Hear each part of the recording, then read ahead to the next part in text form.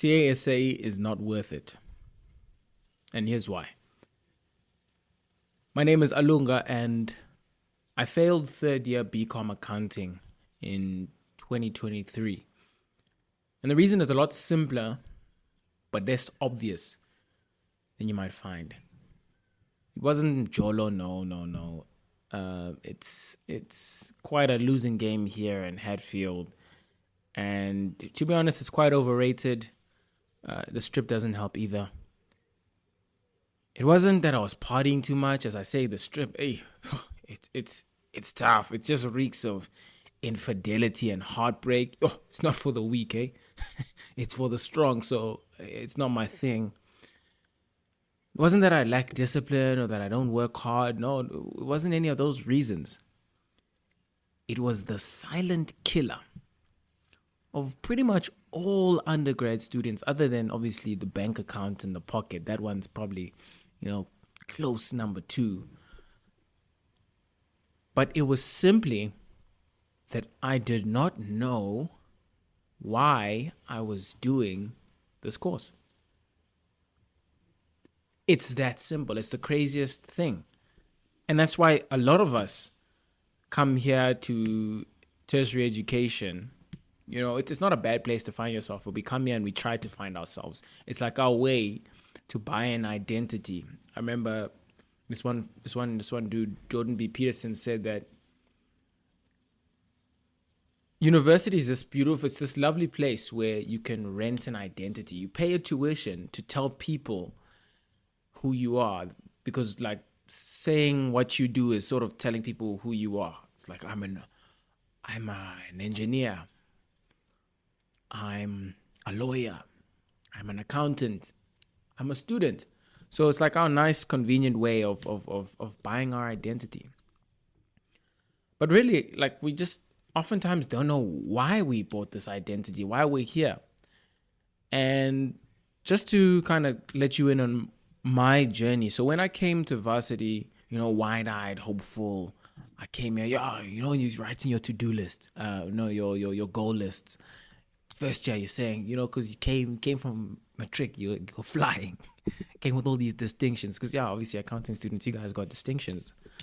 Came with distinctions, and you say, maybe I'll get, like they say that in varsity your marks drop. So I'll be willing to take like a 70. I used to be an 80 student, so maybe 70, 75, or like I'll be humble. I'll say I'm gonna get 70. Man. Then reality hits. It was COVID year when we joined, so it was even tougher. No real like live one-on-one accountability. So, hey man, I was coasting. Like many of us do.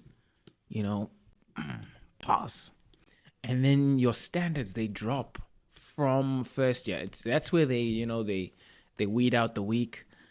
But still, even if you are quote unquote strong, your standards have considerably dropped. So I coasted through first year, not really gaining or seeking understanding, but just seeking to pass. And then I got to second year.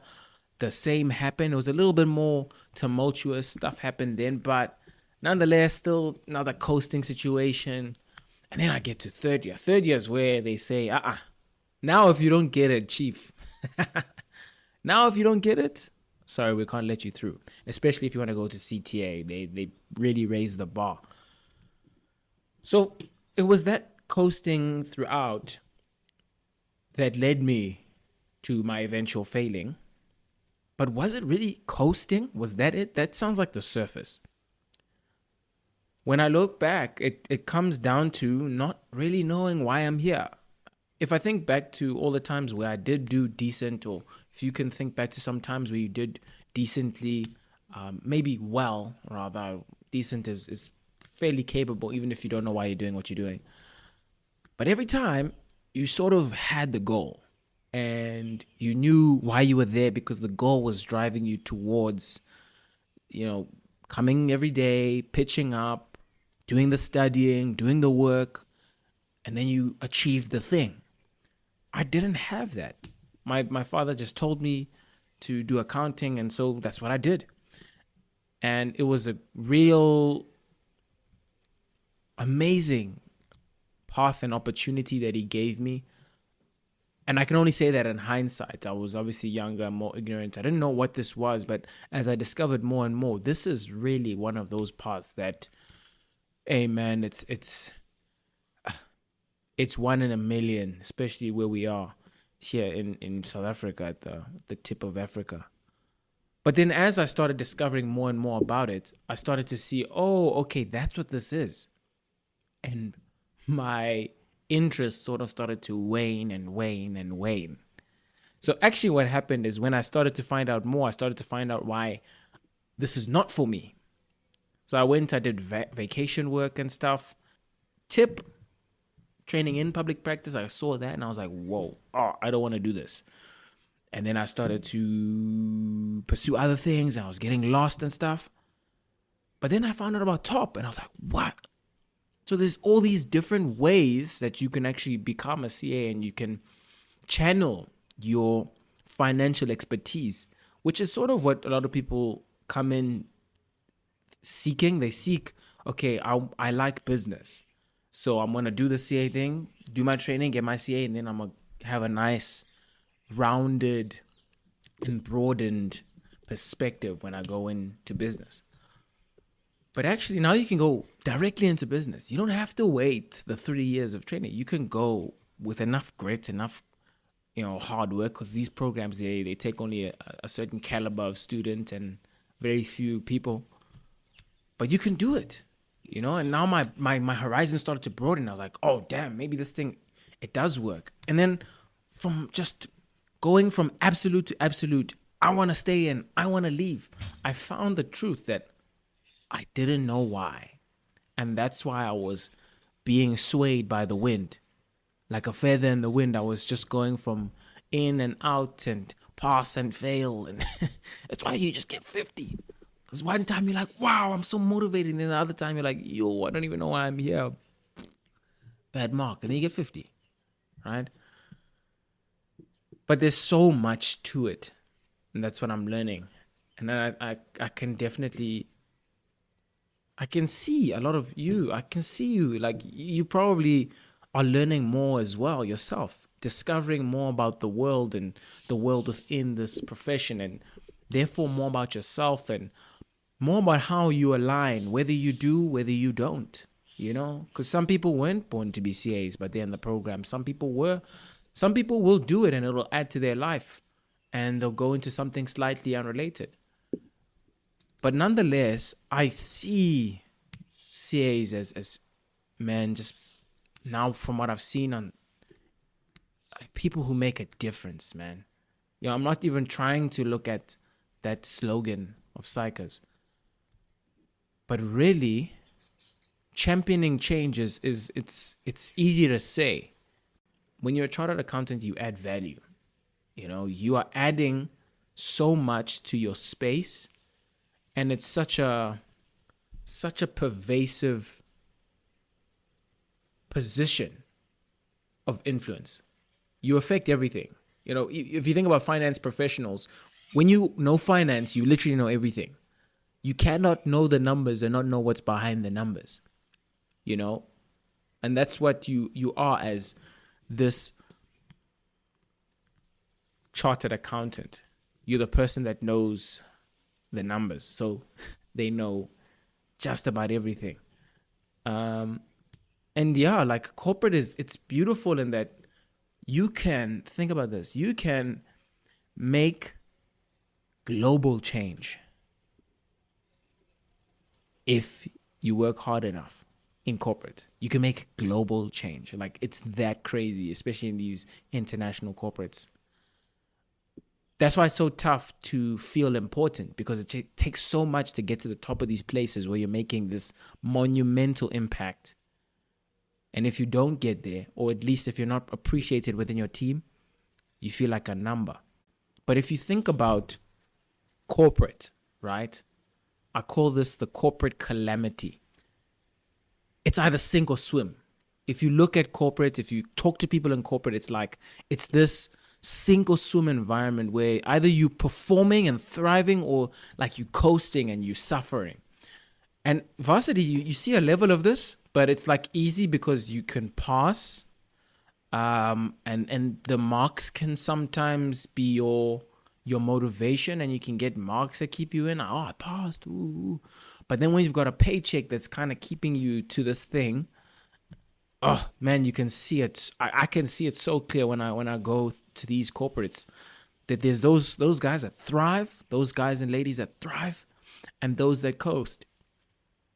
And that's for me like the corporate calamity. There's like this chaos there, in that the people that coast, they doggy paddle. It's like you're doing doggy paddle, and then you have these people that are like doing freestyle and breaststroke and butterfly. Hey, where did this guy learn butterfly? I thought we did the same course.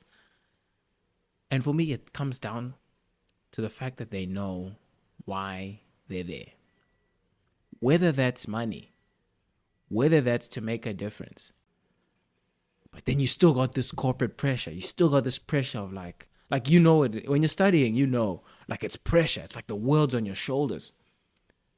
But I read this interesting thing from this book called The Diary of a CEO, 33 Laws of Business and Life by Stephen Bartlett. And one of the laws was, you must make pressure your privilege. And by that he means, so you have that weight of the marks and the passing, and maybe someone's funding you. I have to get this mark. You got all this pressure, and what you'll do is you might make the pressure into stress. And when you make it stress, then it has negative impacts on your health and your performance. It's been scientifically proven that the way you frame pressure has health implications and performance implications, but really health implications. So you framing your pressure as stress can be the difference between living to 90 and living to 60. Instead of framing it as stress, you can also frame it as a privilege, as, wow, no one else has this opportunity of being in this position that I'm in. No one has this opportunity of going out and affecting nationwide, province-wide. You don't even have to go that far, but province-wide, city-wide, global impact through this profession and this designation, through the work that I'm doing right now, the study. It's a privilege that I'm going through this pressure. And then what you do is you become so much more. And it becomes so much more meaningful, more enjoyable, I think a lot more enjoyable, and I think knowing why for me is so tough, but it's like one of those steps that we have to take. But man, shouldn't we be taking that step together? I realized that when I was going through my time, a lot of the issues that I was going through it by myself. I wasn't sharing a lot of this with my peers, with my friends, people I'd be spending day after day with, kind of thing. They didn't know that I didn't know why I was here. And I'm sure other people are the same, chilling with people, not really sharing, like, this is my story. This is what I'm feeling about the course, man. Why are you here? What are you doing, to cope with that?